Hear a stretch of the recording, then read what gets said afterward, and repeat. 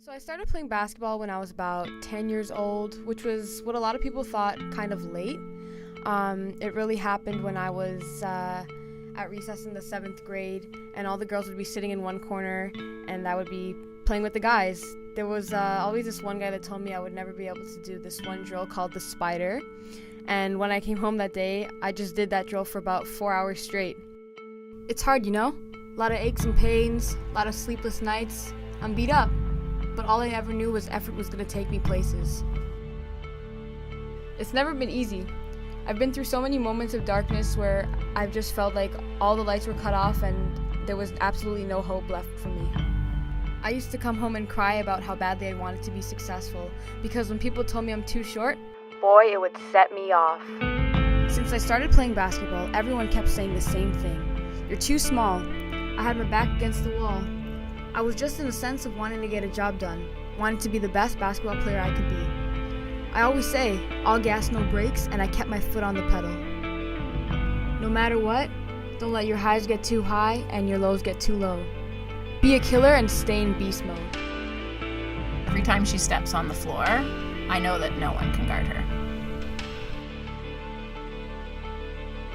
It's not about how many hours you sleep, it's about what you're doing when you're not.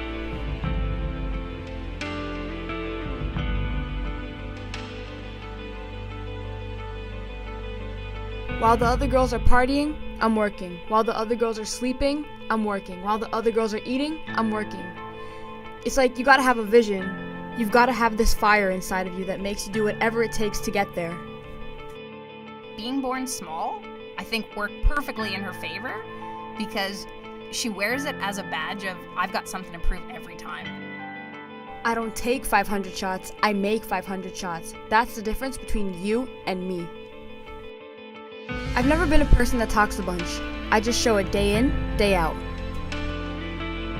Nobody has to convince me to do what I do. I do what I do because I do what I do, and that's grind.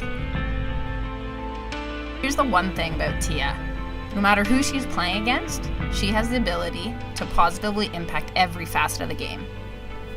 I've been blessed to work with Olympians and amazing people, and there is no one that I know that works harder.